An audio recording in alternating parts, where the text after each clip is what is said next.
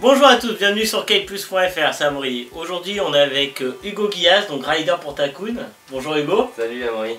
Alors du coup là tu t'es venu nous voir avec une nouveauté, là, une nouvelle aile de chez Takun qui vient d'arriver. Est-ce que tu peux déjà nous présenter voilà, quelle est cette aile, son nom, son programme? Alors ouais, on l'a développé avec donc un designer en externe et avec le chef produit Stan. Donc on avait besoin, Mallory de la ville marquée et moi, d'une aile un peu plus freestyle. Pour ceux qui connaissent, qui a plus de slack, plus de pop, plus de présence dans la barre, dans les lignes arrière. Et donc voilà, on a été amené à tester, à développer les riders et designers et graphistes une voile pour le freestyle qui s'appellera forcément la Scoop, qui était une référence chez Takun. Voilà. Donc là on a pu la voir, donc bon là c'est encore le dernier proto, le proto qui a été validé, donc on peut voir de nombreux réglages. Tu as travaillé très longuement dessus pour vraiment trouver le réglage optimal et que ce soit vraiment une aile avec... Très longuement en fait, j'ai eu la chance que les tests, en fait on est plusieurs à tester. Il y a le responsable produit, le designer qui teste différents réglages. Donc moi derrière, on m'envoie plusieurs types de réglages avec leurs sensations et moi je dois retester par-dessus, dire ce que je préfère, ce qui est pour moi le plus adapté pour la discipline qu'est le freestyle. Et avec ces réglages là, on en reparle et on fait le réglage final.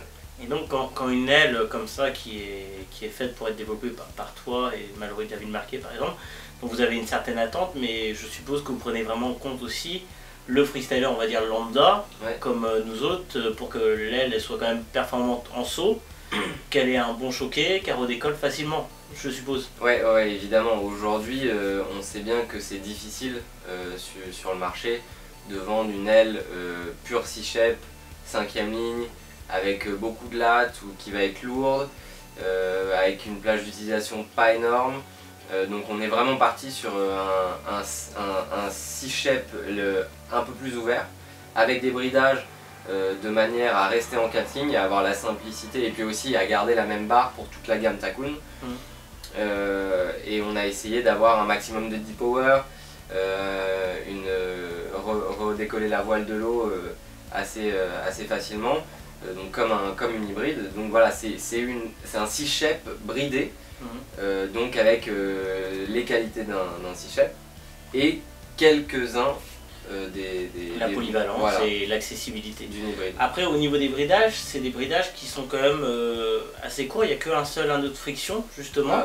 Donc là c'était une volonté aussi justement d'avoir une sensation de barre assez directe. Voilà, bridage court, le bridage en fait, la ligne principale du bridage, vraiment la forme du bridage suit vraiment tout le bord d'attaque pour en fait maintenir le profil en place, et après vraiment le point de tension du bridage va être quasiment comme un avant de 6 shape. D'accord. Voilà. Donc là Takun est parti sur un shape 3 lattes au niveau de la scoop, c'est ça?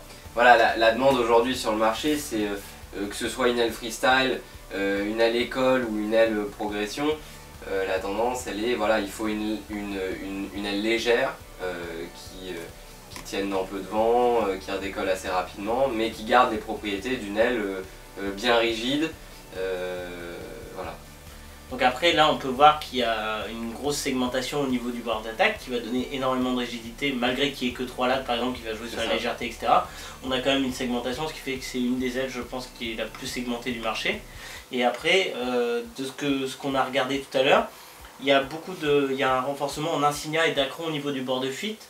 Donc sans doute que Takun, tu peux peut-être me dire un peu plus, mais travaille vraiment sur les matériaux pour que ça soit ultra costaud et que justement il n'y ait pas de soucis. Oui, évidemment, quand tu choques énormément ton aile dans les grosses rafales ou bien dans les kite loops ou dans les autres figures où l'aile accélère énormément dans la fenêtre, tu peux avoir tendance à ce que le bord de fuite flappe et du coup créer une usure qui peut dans le temps voilà, amener à une aile cassée. Et avec justement ce dacron et cet insignia, ça réduit l'usure, ça rigidifie le bord de fuite, ce qui fait que ça flappe moins aussi. Et donc voilà. Et après sur la déco par contre vous avez voulu jouer sur la sobriété, j'ai l'impression. Voilà, alors après, les gens qui aiment les choses pas forcément tape à l'œil vont adorer. Les gens qui veulent des choses un peu plus sophistiquées vont pas forcément aimer le graphisme de la voile. C'est un choix pour cette année, pour Takun, de faire une scoop très discrète. Et puis l'année prochaine, selon les retours, il y aura quelque chose de nouveau et on verra. Ça va en lien de toute façon avec la Luxe Pro Series Full Carbon qui est très sobre. On a voulu jouer, voilà, faire une gamme Pro Series très sobre, très technique, voilà, avec des matériaux plus que nobles puisque le carbone. Tout à fait.